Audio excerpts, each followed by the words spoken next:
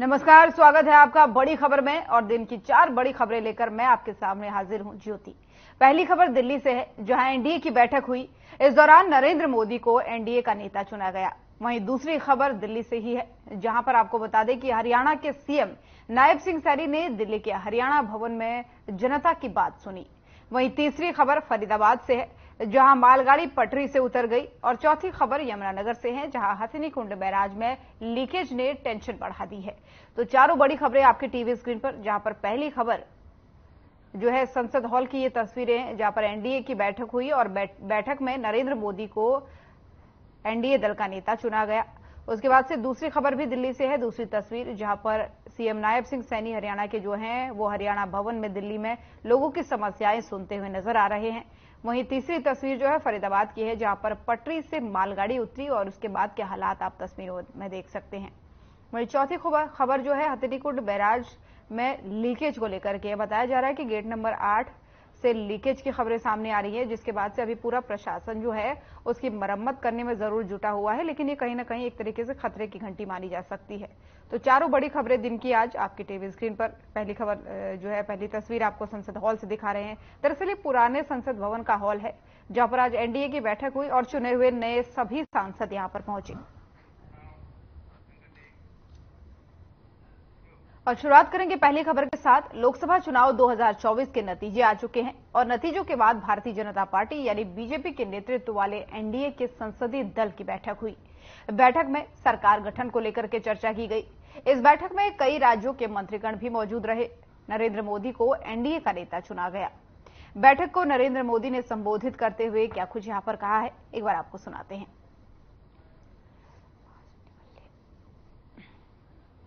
PM never took any rest. Day and night, he campaigned, same zeal. He started and ended same spirit. In Andhra Pradesh, we had 3 meetings, public meetings, 1 big rally. It had made a huge difference for winning the elections in Andhra Pradesh. हमारी party Janata Dal United, Bharatiya Janata party संसदीय दल के नेता आदरणीय श्री नरेंद्र मोदी जी को भारत के प्रधानमंत्री पद के लिए समर्थन देती है। आज ये बहुत ही खुशी की बात है। 10 साल से ये प्रधानमंत्री हैं और फिर प्रधानमंत्री होने जा रहे हैं और इन्होंने पूरे देश की सेवा की। अब पूरा भरोसा है कि जो कुछ भी बचा है अगली बार ये सब पूरा कर देंगे, और जो भी हर राज्य का है, और हम लोग पूरे तौर पर सब दिन इनके साथ रहेंगे और पूरे तौर पर जो कुछ भी है आज जिस तरह से भी ये करेंगे बहुत अच्छा है। कि एनडीए के नेता के रूप में आप सब साथियों ने सर्वसम्मति से चुन करके मुझे एक नया दायित्व दिया है और इसके लिए मैं आपका बहुत बहुत आभारी हूं।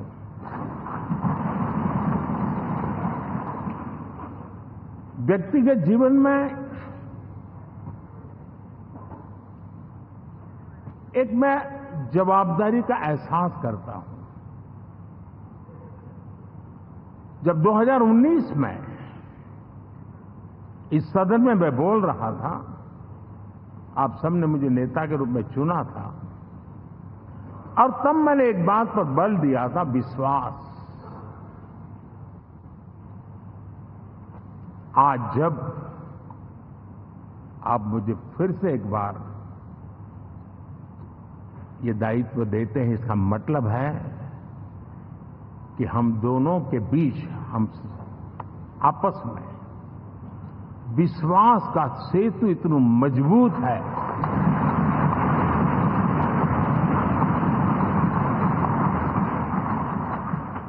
ये अटूट रिश्ता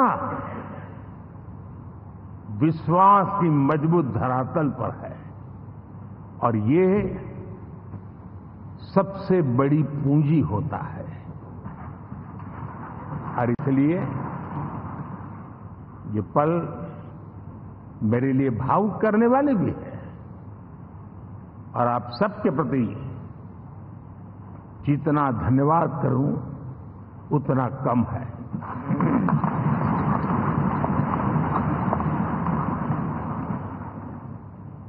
साथियों,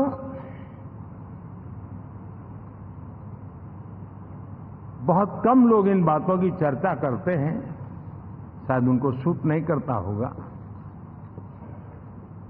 लेकिन हिंदुस्तान के इतने महान लोकतंत्र की ताकत देखिए कि एनडीए आज देश में 22 राज्यों में लोगों ने उनको सरकार बनाकर के सेवा करने का मौका दिया।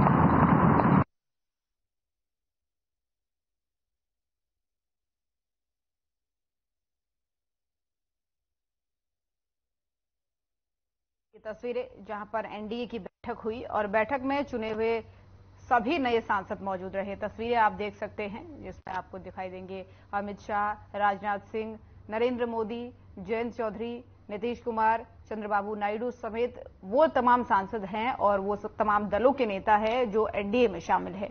तो ऐसे में बैठक हुई और बैठक में नरेंद्र मोदी को जो है एनडीए दल का नेता चुना गया और बताया जा रहा है कि 1 से 2 दिन में यानी 2 दिन बाद प्रधानमंत्री पद की शपथ एक बार फिर से नरेंद्र मोदी ले सकते हैं। और इस दौरान संबोधन भी हुआ, सभी ने अपने अपने वक्तव्य रखे।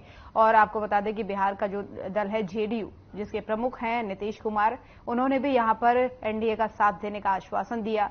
वहीं टीडीपी तेलुगु देशम पार्टी के जो प्रमुख हैं चंद्रबाबू नायडू, उन्होंने भी एनडीए को समर्थन देने की बात कही। और उसी के साथ ही तमाम जो अन्य दल हैं जो एनडीए में शामिल हैं, जिन्होंने इस बार मिलकर के चुनाव लड़ा था, उन सभी ने बीजेपी को समर्थन देते हुए नए सरकार के गठन में अपना पूर्ण समर्थन देने की बात कही है। वहीं एकनाथ शिंदे भी आपको दिखेंगे, महाराष्ट्र के मुख्यमंत्री ये हैं और शिवसेना शिंदे गुट के प्रमुख हैं। तो ऐसे में इन सभी दल के नेताओं ने यहां पर भरोसा दिलाया और अपने अपना समर्थन पत्र यहां पर देते हुए नजर आए। और उसके बाद से नरेंद्र मोदी ने अपना संबोधन दिया। उससे पहले चिराग पासवान भी आपको तस्वीरों में दिख रहे हैं। तो काफी महत्वपूर्ण बैठक हुई एनडीए के संसदीय दल की।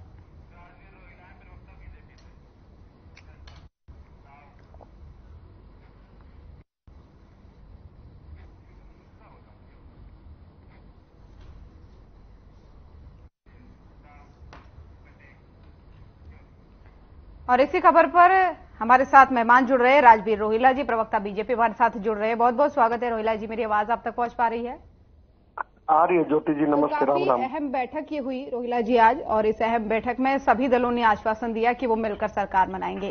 तो ऐसे में क्या कितना और इंतजार करना पड़ेगा प्रधानमंत्री पद की शपथ के लिए, क्योंकि अभी खबरें सामने आ रही है कि परसों तक हो सकता है पद की शपथ ले ले। आज एनडीए संसदीय दल की बैठक से पहले मुख्यमंत्रियों की बैठक भी ली थी प्रधानमंत्री जी ने। तो उसके बाद ये एनडीए की बैठक हुई और एनडीए की बैठक में सभी घटक दल, चाहे वो जनसेना पार्टी है, चाहे वो एलजेपी रामविलास है, चाहे जेडीयू है, चाहे टीडीपी है, या साउथ के जो या नॉर्थ ईस्ट के जो हमारे साथी हैं, सभी ने हमारे माननीय प्रधानमंत्री श्री नरेंद्र मोदी जी को एक मत ध्वनि से बिल्कुल उनको प्रस्ताव पारित करके दिया कि आप हमारे नेता हैं, आप एनडीए के नेता हैं, आप भारत के नेता हैं, आप आगे बढ़िए, हम आपके साथ खड़े हैं। बिल्कुल, निश्चित तौर पर इस तरीके का आश्वासन देते हुए तमाम सारे दल तो नजर आए, लेकिन इस बीच जो है इसके उलट जो है इंडिया गठबंधन वो भी कई बार बैठकें कर रहा है और तमाम तरीके की संदेहास्पद बातें उनकी तरफ से हो रही है। नहीं, बिल्कुल इंडी गठबंधन का तो काम ही है, इन्होंने तो लोगों को अटकाना, भटकाना और लटकाने की नीति पे काम किया है। इन लोगों ने प्रोपेगेंडा फैलाना, जबकि इनके प्रोपेगेंडा को देश ने देख लिया है, इनको 100 भी क्रॉस नहीं होने दिया है। आज प्रधानमंत्री जी ने कहा कि जो 240 सीटें भारतीय जनता पार्टी को मिली हैं, इतनी सीटें 3 बार इनके चुनाव लड़ने के बाद भी प्राप्त नहीं कर पाई है लोग, ना 2014 में, ना 2019 में, ना 2024 में। ठीक है ना, तो इनका सुपड़ा साफ हो गया। जनता ने में इन लोगों की कोई क्रेडिबिलिटी बची नहीं है। ये लोग जो प्रोपेगेंडा लेके आए थे उस पे इनको बस ये 99 सीट पे आउट हो गए। लेकिन रोहिला जी, खुशी विपक्ष को काफी है अपनी सीटों को लेकर के, अपने प्रदर्शन को लेकर के। खुशी उनकी किसी जीत से कम नहीं, जिस तरीके से बयानबाजियां हो रही है। हाँ बिल्कुल, ये तो ऐसे थे ना, ये जैसे 2 दिन में शपथ ही ले लेंगे, इनकी तो खुशी इतनी थी। लेकिन ऐसा कुछ नहीं, क्योंकि जो मतलब संसद में होता है, नंबर का गेम होता है संसद में हमेशा, और नंबर गेम उनके साथ नहीं है बिल्कुल भी। तो वो कुल मिला के 232 तक पहुंचे थे, ठीक है ना। तो वो लोग वहां तक पहुंच ही नहीं सकते किसी भी कीमत पे, क्योंकि जो घटक दल है उन्हें उन पर भरोसा नहीं है। उनके खुद के जो घटक दल है उनमें घमासान मचा हुआ है, ठीक है ना। तो वो उनका कोई विषय नहीं बढ़ता। ठीक है रोहिला जी, कुछ बातें कही जा रही है, ये सूत्र भी बता रहे हैं और विपक्ष भी कोई इस तरीके की बातें कह रहा है कि जो टीडीपी है और जो जेडीयू है उनकी तरफ से बड़े बड़े मंत्रालयों की मांग की जा रही है, तो इस बात पर क्या आप कहेंगे? एनडीए की शुरुआत हमारे पूर्व दिवंगत प्रधानमंत्री श्री अटल बिहारी वाजपेयी जी ने की थी। इसके पहले संयोजक श्री जॉर्ज फर्नांडिस जी थे। तो वो 30-32 जो हमारे मतलब पार्टियां थी, रीजनल पार्टियां, सभी का गठबंधन था। तो वो भी बड़े शानदार तरीके से चला था। तो इसमें एनडीए में जो अभी संयोजक चुने गए हैं, अभी जो हमारे नरेंद्र मोदी जी चुने गए हैं, जो प्रधानमंत्री पद के लिए जो नेता चुने गए हैं, वो अपने आप मैनेज करेंगे इन चीजों को। क्योंकि कोई भी घटक दल चाहता है कि उसके राज्य को ज्यादा से ज्यादा मिले, या वो भाई अपनी सुविधाएं राज्यों में ले पाए, तो ये होता है बिल्कुल, और ये होना भी चाहिए, और ये एक समस्त प्रक्रिया है। तो इसमें क्या होता है कि भाई वो जैसे जदयू है, जदयू अगर मांगेगा तो जो जायज मांगे होंगी सारी मानी जाएंगी, क्योंकि तो मिल बैठ के फैसला होना उसमें। अच्छा, ये भी कहा जा रहा है कि उप प्रधानमंत्री बनाया जाएगा नीतीश कुमार को, क्या ये बात सही है रोहिला जी? मेरी आवाज आप तक पहुंच पा रही है? हेलो जी रोहिला जी, ये भी कहा जा रहा है कि नीतीश कुमार को उप प्रधानमंत्री बनाया जाएगा, क्या ये बात, इस बात को क्या आप कैसे रिएक्ट करेंगे इस बात पे? अब जो कुछ यूट्यूब चैनल है, कुछ मीडिया हाउसेज है, ये लोग तो हर रोज सरकार बना रहे थे इंडी गठबंधन की। तो इनका कोई विषय नहीं है इन चीजों का, ठीक है ना। अभी कोई ना तो कोई मीडिया में कोई ऐसी बात है, ना कुछ हो रही है, और लिखित में तो अभी कुछ है ही नहीं अभी भी। है कि आप इन तमाम चीजों पर जो है खुल के बात करें और बताएं कि क्या रणनीति चल रही है। ठीक है, बहुत बहुत धन्यवाद आपका तमाम सारी जानकारी हम तक साझा करने के लिए और हमारे साथ जुड़ने के लिए। और दिल्ली के हरियाणा भवन में सीएम नायब सिंह सैनी पहुंचे, जहां उन्होंने लोगों से मुलाकात की और साथ ही सीएम सैनी ने लोगों की समस्याएं भी यहां पर सुनी। वहीं आपको बता दें कि संबंधित अधिकारियों को समस्याओं के निवारण के लिए आदेश देते हुए भी यहां पर नजर आए सीएम नायब सिंह सैनी। दिल्ली में जब पहुंचे थे वो एनडीए की बैठक में शामिल होने के लिए, उसके बाद से हरियाणा भवन में पहुंचे और यहां पर लोगों से मुलाकात करते हुए नजर आए मुख्यमंत्री नायब सिंह सैनी। और जैसा कि आप तस्वीरों में देख सकते हैं किस तरीके से लोगों की समस्याएं वो सुन रहे हैं।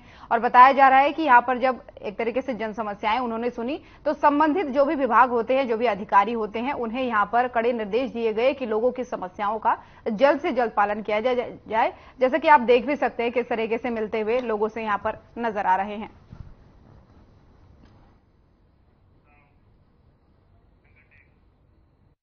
और फरीदाबाद रेलवे स्टेशन पर मालगाड़ी पटरी से उतर गई। बता दें कि सुबह 9 बजे मालगाड़ी दिल्ली की ओर जा रही थी, तभी पटरी से मालगाड़ी का डिब्बा उतर गया और जिसके बाद से मौके पर सीआरपीएफ पुलिस भी पहुंची।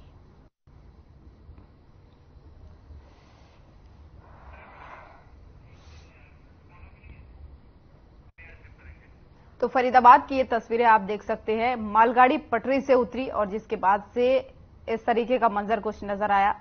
बताया जा रहा है कि सीआरपीएफ के जवान मौके पर आए और उसके बाद से ये जो अव्यवस्था फैली हुई थी या जो डिब्बे फैले हुए हैं उनको रेस्क्यू करने का काम किया गया। यहां पर जो रास्ता बाधित हुआ था उसे भी सही करने का काम किया गया। बताया जा रहा है कि सुबह सुबह की ये बात है, जिसके बाद से सूचना दी गई सीआरपीएफ की टीम को, वो मौके पर पहुंची और आगे की कार्रवाई हुई। रेलवे स्टेशन पर एक बड़ा हादसा होने से एक तरीके से टल भी गया ये कह सकते हैं, क्योंकि किसी तरीके का जानी नुकसान इसमें नहीं हुआ।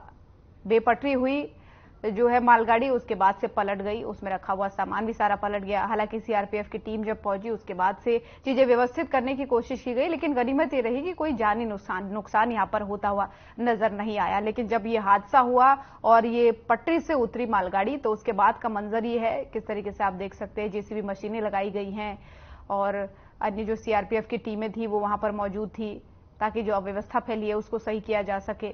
और लेकिन उसके बाद से रेलगाड़ी के लिए जो रास्ता है वो जरूर साफ कर दिया गया। और अभी भी बताया जा रहा है कि मौके पर सीआरपीएफ की जो टीम है उसकी तैनाती बनी हुई है और लगातार व्यवस्थाओं को दुरुस्त करने के लिए जो है पूरे प्रयास किए जा रहे हैं। जेसीबी मशीनें वहां पर पहुंची है, जो मलबा फैला है उसको हटाने का प्रयास किया जा रहा है। जो बेपटरी ट्रेन के डिब्बे हो गए थे मालगाड़ी के, उन्हें भी एक तरीके से साइड में लगाया जा रहा है। तो ये काम पूरा चल रहा है और फरीदाबाद की ये तस्वीरें हैं।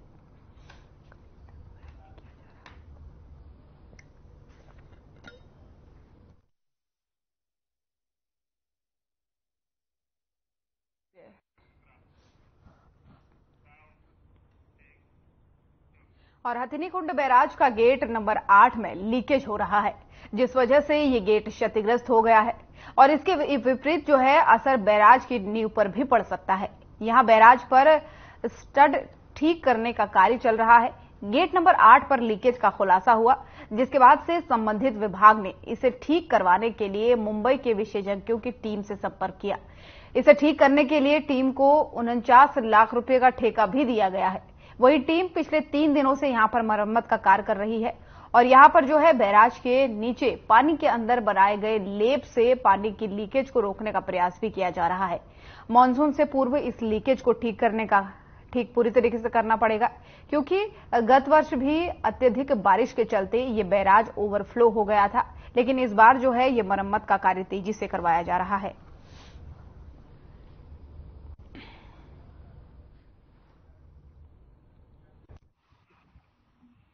हम अभी कार्य करवा रहे थे, जब ग्लेशियर्स की रिपेयर का हम बैराज के ऊपर काम करवा रहे थे जी, तो तब जब हम काम करवा रहे थे तब हमें यहाँ पे नोटिस हुआ कि इसके अंदर 8 नंबर जो ग्लेशियर्स है उसके अंदर भारी मात्रा में पानी लीकेज थी। तो उसकी वजह से हमने सभी जो डैम सेफ्टी एक्सपर्ट है श्री AB पांडियन जी, उनको भी कांटेक्ट किया गया और हमारे सारे जो भी हायर अथॉरिटीज हैं, इंजीनियरिंग चीफ श्री राकेश चौहान जी, वीरेंद्र जी, सभी को कांटेक्ट किया गया और बताया गया, और हमारे चीफ साहब ML राणा जी, तो उनको मौके का निरीक्षण सभी से करवाया जी। और इसी खबर पर ज्यादा जानकारी के साथ हमारे संवाददाता सुरेंद्र मेहता हमारे साथ जुड़ गए हैं। सुरेंद्र, क्या अपडेट है? बताया जा रहा है लीकेज हो रहा है और टीमें भी लगातार काम कर रही है, तो ये मरम्मत का काम कहां तक पहुंचा है? बिल्कुल, अभी की बात करें तो जो ताजा स्थिति है वो 50% लीकेज बंद हो चुका है, लेकिन काम काफी है। पानी के अंदर काम होना है, क्योंकि चलते पानी में काम है, इसलिए काफी दिक्कतें भी आ रही हैं। लेकिन विशेषज्ञों की टीम आई हुई है मुंबई से और वो दिन रात लगातार काम कर रही है इस पे, और इसी के चलते अभी तक 50% कार्य पूरा हो चुका है और जो बाकी का काम है अगले 8 से 10 दिनों में पूरा होना है। उसी को लेके जो अधिकारी हैं मौके पर हैं और लगातार निगरानी रखी जा रही है। जी बिल्कुल, कौन सा गेट नंबर ये है और किस तरीके से जो है पूरा मामला हुआ, क्यों ये लीकेज हुआ, कोई बात सामने आ पा रही है? बिल्कुल, ये जो लीकेज है गेट नंबर 8 के नीचे हो रही है, कम से कम 7 से 8 फुट नीचे, क्योंकि बैराज है काफी गहरा स्ट्रक्चर होता है और उसी को लेके ये इसकी मुरम्मत की जा रही थी और मुरम्मत के दौरान ही पता चला कि गेट नंबर 8 के नीचे से जो है लीकेज हो रही है, और उसी का पता लगने के तुरंत बाद वरिष्ठ अधिकारियों ने मौके पर दौरा किया और उसके बाद 45 लाख में ठेका दिया गया है, जो लगातार काम चल रहा है और अगले कुछ दिनों में कंप्लीट होने की संभावना है। ये अगर स्थिति पता ना चलती तो काफी ज्यादा दिक्कत आ सकती थी यमुना के आसपास के लोगों को, और विशेषकर जो हरियाणा की बेल्ट है यमुना के साथ लगती है, और उसके बाद दिल्ली में भी काफी परेशानियां हो सकती थी अगर समय रहते इसका पता ना लगता तो। जी बिल्कुल, निश्चित तौर पर। लेकिन ये पता कैसे चला? क्या किसी ने सूचना दी या फिर जो मौके का मुआयना करते हैं लोग वहां पर मौजूद रहते हैं उन्हीं को पता चला? किस तरीके से पता चल पाया कि ये लीकेज हो रहा है?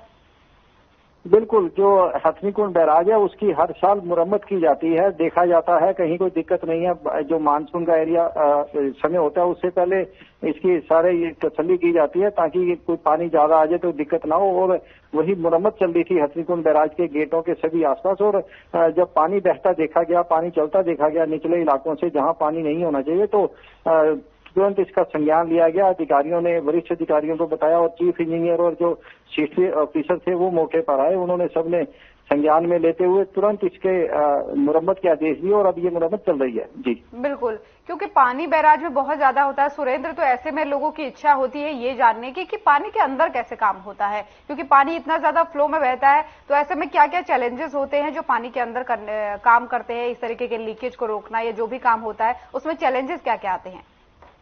बिल्कुल ये सही है कि पानी के अंदर काफी मुश्किल होता है काम करना। और सबसे पहले तो ये है कि पानी के अंदर जाया जाए, उस स्थिति में पानी का बहाव कितना है, स्पीड कितनी है, ये देखा जाए।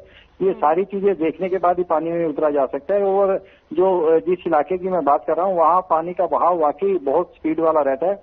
इसलिए जो टीम है वो स्पेशल लोगों की बुलाई गई है जो यहाँ लगातार ये काम कर रही है। सिलेंडर लेकर वो पानी के अंदर उतरते हैं और 10 से 15 मिनट तक काम करने के बाद फिर वापस लौट आते हैं। उसके बाद फिर से बाकी का जो सामान लेकर अंदर पहुंचते हैं। ये क्रम लगातार चल रहा है, कई घंटों से चल रहा है और इसी का नतीजा यह हुआ कि 50% काम जो है वो पूरा हो चुका है। जी, तो क्या ये गेट के नीचे किसी तरीके की कोई सुरंग बनी हुई है या गेट में कोई लीकेज है?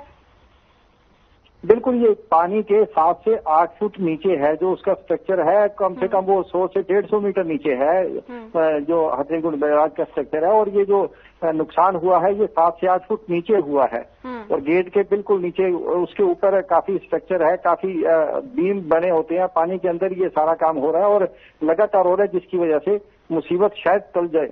जी, तो क्या ये जो लीकेज हो रहा है, क्या इसको किसी लापरवाही का नतीजा माना जा सकता है? ये स्वाभाविक है, ये अक्सर होता रहता है, ये भी जानने वाली बात है। बिल्कुल लीकेज का जो मामला है वो शायद फर्स्ट टाइम हुआ है। इस तरह के मामले यहाँ होते नहीं है और इसी को लेकर अधिकारी भी चिंतित हैं, क्योंकि 18 गेट हैं हथनीकुंड बैराज के। बाकियों की भी जांच की जा रही है, कहीं और इस तरह की कोई लीकेज तो नहीं है। अगर यह लीकेज लगातार चलती रहती, पता ना लगता, तो काफी नुकसान हो सकता था बाढ़ के दिनों में, आने वाले दिनों में, क्योंकि अगला महीना बाढ़ का है और बाढ़ में काफी तबाही होती है यमुना के दोनों तरफ इलाकों में। और इसी को लेकर काफी बचाव और राहत वाली बात है, लेकिन बाकी जगह नुकसान ना हो इसको लेकर अधिकारी चिंतित हैं और लगातार सारी देखी की जा रही है। जी, तो सुरेंद्र, अभी जो यहाँ पर एक्सपर्ट की टीम पहुंची है जो मुंबई से बुलाई गई है और बाकी जो लोग वहां के उपस्थित है, उन लोगों का क्या कुछ कहना है इस मामले में कि कब तक हो जाएगा? बिल्कुल, अभी उन्होंने टोटल 15 दिन मांगे थे, जिनमें 3 से 4 दिन हो चुके हैं और काम लगातार हो रहा है। और कोशिश हो रही है जो टाइम उन्होंने मांगा था उस समय में पूरा हो जाए। लेकिन चूंकि 30 जून तक का टाइम होता है इस तरह के कार्यों के लिए और बाढ़ का जो काम शुरू होता है वो जुलाई से शुरू होता है। 30 जून से पहले ये काम पूरा हो जाना चाहिए। लेकिन अभी जो स्थिति है 50% जिस तरह से बता रहे हैं काम पूरा हो चुका है। अगर यही स्पीड रही तो काम उम्मीद है अगले 10 से 15 दिनों में पूरा हो जाएगा। जी, बिल्कुल सुरेंद्र, नजर बनाए रखेगा क्योंकि काफी अहम ये खबर है और इसके हर एक अपडेट को दर्शकों तक पहुंचाना हमारी जिम्मेदारी है। फिलहाल बहुत बहुत धन्यवाद आपका तमाम सारी जानकारियों के लिए। तो बड़ी खबर देख रहे थे आप। बुलेटिन में फिलहाल इतना ही। नमस्कार।